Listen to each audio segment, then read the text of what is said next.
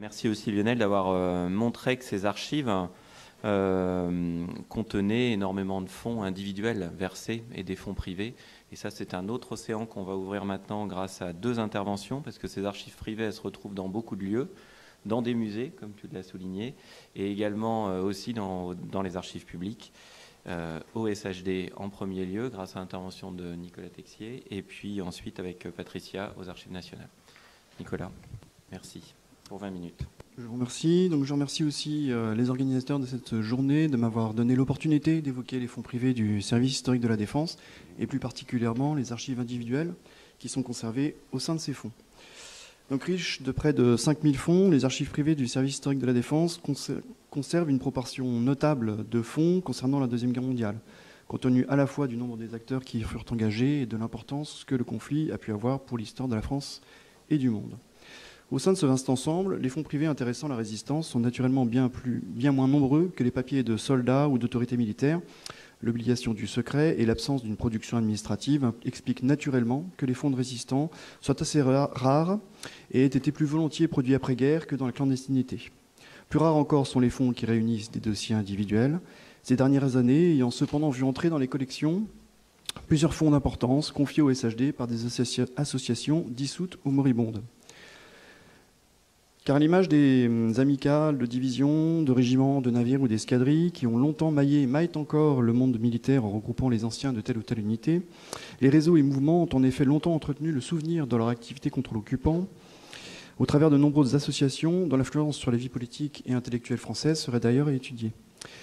Périclitant au fur et à mesure que leurs membres s'éteignaient, ces associations laissent aujourd'hui des archives qui comprennent des dossiers d'adhérents, ainsi que le reflet de leur activité d'entraide, de cohésion, de recherche, de mémoire et de commémoration. À noter que plusieurs d'entre elles, plusieurs fonds de ces associations, ont rejoint le service historique de la Défense dans le cadre d'un partenariat signé avec le Souvenir français. Les dossiers conservés dans ces fonds sont l'objet de cette communication. Si, en fonction des organismes dont ils émanent, ils recèlent des pièces de type et d'intérêts divers, ils offrent, par leur nombre et leur ensemble, un panorama significatif de ce que fut le monde résistant pendant et après-guerre. Donc, j'ai volontairement choisi d'omettre dans les descriptions qui suivent la documentation ou les papiers relatifs à la gestion de l'association, ce qui n'aurait pas été le sujet de cette journée, pour ne mentionner donc que les dossiers individuels. On me pardonnera l'aspect malheureusement un peu répétitif de cette liste pour s'en concentrer sur l'intérêt des fonds qu'elle énumère. Le premier fonds dont je vais parler, c'est le fonds de l'organisation civile et militaire, que vous retrouverez dans les archives du service historique de la Défense sous la cote GR1K 634. Et donc il était naturel que l'un des premiers fonds de mouvements de résistants confiés au service historique provienne d'organisations fondées par des militaires. Mouvement créé en 1940, l'OCM recrute tout d'abord parmi les amicales d'officiers. Ces militaires organisent un premier réseau d'enseignement et d'évasion et sont rejoints en décembre 1940 par d'anciens militants de la Confédération des travailleurs intellectuels avec lesquels ils forment l'OCM. Le mouvement privilégie l'action militaire à travers la recherche de renseignements, les évasions ou les groupes francs, mais forment également des cercles d'études économiques et politiques qui éditent les cahiers de l'OCM et la revue Avenir. En 1942, le nombre de ses membres est estimé à plusieurs milliers. Le fonds aujourd'hui conservé par le service historique de la Défense représente une vingtaine de mètres linéaires et 126 cartons. Il a été confié en dépôt au SHD en 1992 et les 89 premiers cartons sont constitués des dossiers personnels de 12 000 membres de l'OCM. Un peu plus de 670 dossiers sont cependant encore aujourd'hui conservés par les déposants, bien qu'ils apparaissent à l'inventaire. Ces dossiers comportent notamment le témoignage de l'intéressé sur ses actions de résistance, ainsi que sur l'origine de son adhésion. Comme on le verra, l'OCM ne sera ainsi pas la seule organisation à demander à ses membres de justifier de leur qualité de résistant. Et ces récits sont le plus souvent peu connus, même s'il convient, comme avec tout témoignage, d'en user avec prudence. On retrouve également dans les dossiers des lettres de recommandation ou des attestations rédigées par les autorités de la résistance visant à certifier les services contre l'occupant que l'intéressé prétend avoir rendus. Le deuxième fonds donc, que je vais évoquer, c'est le fonds de l'amicale des anciens de l'organisation de résistance de l'armée, qu'on retrouvera au SHD sous la cote GR1K 369, et qui regroupe là aussi des officiers, puisque l'OERA est fondé à la suite de l'invasion de la zone sud en novembre 1942. Il se développe rapidement grâce au cadre de l'armée d'armistice et à l'armement camouflé par ses officiers. Elle reconnaît à l'origine le général Giraud comme son chef nominal et fusionne en février 1944 avec l'armée secrète et l'FTP afin de former les FFI tout en conservant son autonomie.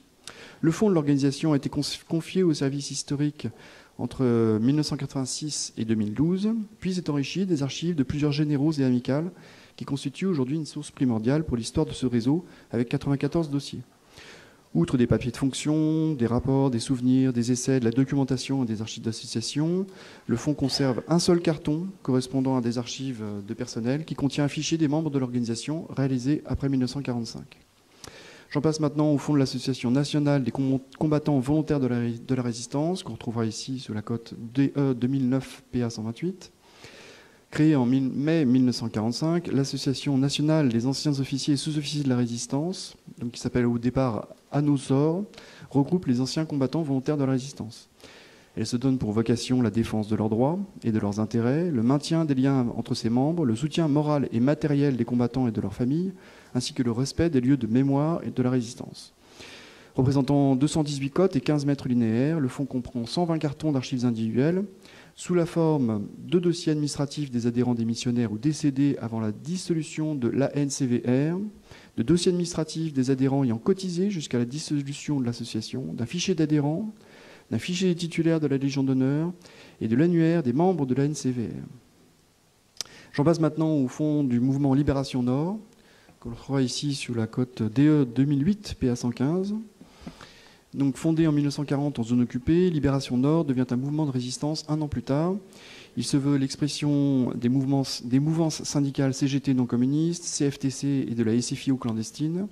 Ses actions principales sont tout d'abord l'édition du journal Libération, l'animation de réseaux de renseignement comme Phalanx, ETLR, Cahors, Asturies et Brutus, l'organisation de la filiale Police et Patrie, la lutte contre le STO ainsi que le noyautage des administrations publiques, de la SNCF, de l'EDF et des organismes de sécurité sociale. À la Libération, une association regroupe ses anciens membres et se décline bientôt à travers d'unions départementales et de sections locales dans ses régions d'implantation. Elle mène dès lors une activité d'aide à l'obtention du statut de résistant, ainsi que des activités à caractère social. Ces archives représentent 42 dossiers et 6 mètres linéaires et conservent en premier lieu des archives de liquidation du mouvement, dont des listes et des dossiers personnels des agents, ainsi que des travaux des unions départementales et des archives de liquidation des réseaux dépendants de Libération Nord. Donc on voit que c'est un vaste ensemble, assez hétérogène, mais dans lequel on peut trouver des éléments qu'on ne retrouvera pas ailleurs. Il comprend également des papiers, de la correspondance, de la documentation et des publications de Libération Nord, ainsi que des documents relatifs aux activités de l'association et à ses liens avec d'autres organisations associatives ou politiques. Donc j'en passe maintenant au fond du mouvement de libération nationale, le DE 2010 PA52. Créé au début de l'année 1944, le MNL regroupe les mouvements unis de la résistance, eux-mêmes issus de la fusion de plusieurs mouvements en zone sud et des mouvements de la zone nord. Le MNL résulte du travail d'unification des mouvements de la résistance réalisé par Jean Moulin et par le Conseil national de la résistance à la demande du général de Gaulle. Après-guerre, la majorité du MNL forme un nouveau parti politique, l'Union démocratique et socialiste de la résistance, tandis qu'une minorité proche du Parti communiste fonde l'Union républicaine et résistance. Ces archives représentent 87 dossiers et 4 mètres linéaires et comptent quelques dossiers de correspondance et de documentation, mais surtout 79 dossiers d'archives de liquidation du mouvement, qui comprennent donc des attestations individuelles d'appartenance au MNL, classées par département. Je parlerai ensuite du fonds de la Fédération nationale des anciens de la résistance, la FNAR, qu'on trouvera ici sous la cote 2016 PA 68. Donc la FNAR a été créée en 1944 pour regrouper des membres de la résistance et des forces françaises libres. Ces archives, auxquelles ont été ajoutées celles de l'association régionale des anciens résistants de Paris-Île-de-France, créée en 2003, regroupent essentiellement des dossiers de membres de la FNAR. Près de 3170 dossiers sont ainsi conservés, représentant 34 cartons, archives auxquelles s'ajoutent des fiches individuelles, des listes nominatives de cotisants et des déclarations d'adhésion des membres associés qui souhaitent soutenir l'association sans avoir été résistants eux-mêmes. À ces documents s'ajoutent, en matière d'archives individuelles, des listes nominatives de membres de l'association des études sur la résistance intérieure. Le 7e fonds que j'énumère, c'est celui de la Fédération nationale libre de résistance, DE 2016 PA34. Donc la FNLR est une association créée quant à elle en juin 1945 sous le nom de Fédération nationale des unions régionales de libre résistance avant de prendre son appellation définitive en mai 1946. La FNLR regroupe les anciens agents des réseaux de la section F du Special Operations Executive, ou des réseaux Buckmaster autrement dit, ainsi que leurs parents, descendants et amis, sous réserve de l'accord du conseil d'administration.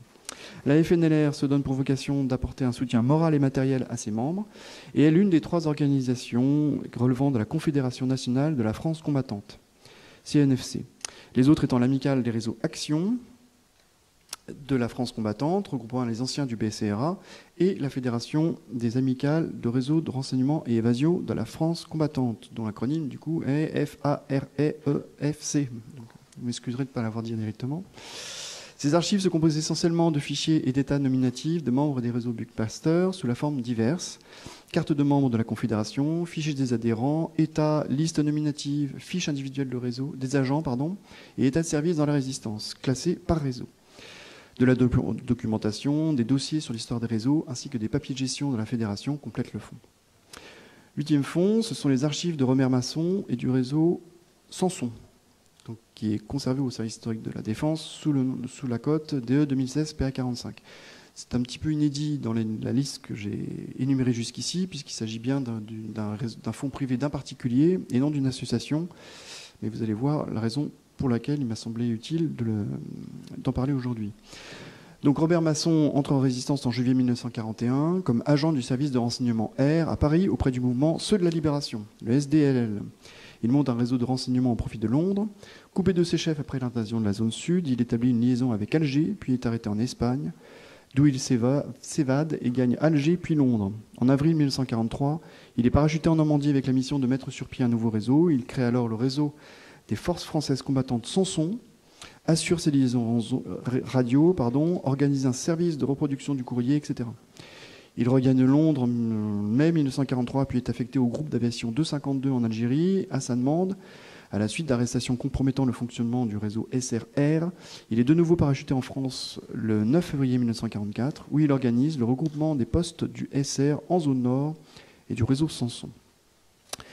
De retour à Londres, en juin 1944, il est affecté au Bureau central de renseignement et d'action, le BCRAL, et prend la tête du réseau SR tout en conservant la direction de Samson jusqu'à la Libération. La raison pour laquelle j'en parle ici, c'est qu'en matière de documents sur le parcours des résistants, les archives qu'il a confiées au SHD après son décès, que sa famille a confiées au SHD après son décès en 2010, se composent de listes, de fiches et de dossiers individuels des agents de son réseau.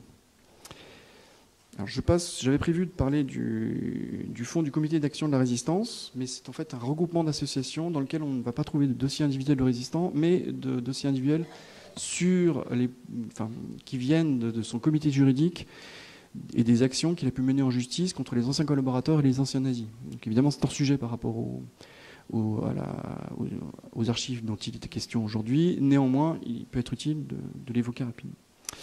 Donc j'en viens au dernier fonds que j'évoquerai aujourd'hui. C'est le fonds de l'Association des résistants du 11 novembre 1940, DE 2017 PA38.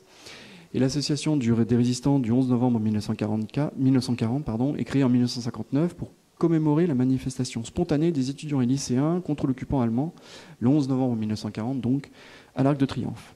Acceptant les anciens manifestants cooptés par des membres, l'association s'engage alors dans un travail de mémoire pour répertorier les manifestants du 11 novembre, pour recueillir leurs récits de la manifestation et de leur engagement dans la résistance et pour témoigner devant les élèves des collèges et lycées. En 2011, l'association est affiliée à la Fédération nationale André Maginot, puis le 8 juin 2013 rejoint le Souvenir français. Ces archives représentent uniquement 19 dossiers pour 2 mètres linéaires et demi et comprennent uniquement en matière d'archives individuelles un dossier constitué en majeure partie de photocopies regroupant les listes nominatives, des fiches et des annuaires biographiques, des déclarations d'adhésion, des questionnaires sur les services rendus sous l'occupation et les mémoires de propositions pour décoration. Donc ce rapide tour d'horizon des fonds les plus significatifs en matière d'archives individuelles conservées au sein des fonds privés du service historique de la Défense ne doit pas occulter les très nombreux fonds d'anciens résistants conservés dans ces mêmes fonds privés. Sans présenter à proprement parler de dossiers de personnel, ils contiennent néanmoins d'utiles renseignements sur le parcours de leurs producteurs, sous l'occupation comme après-guerre. Comme sur bien d'autres sujets, l'ensemble représenté par ces archives constitue des sources souvent inédites ou trop peu exploitées et qui peuvent justement éventuellement reconstruire les parcours qu'évoquait Germaine Tillon et dont vous nous avez parlé. Je vous remercie.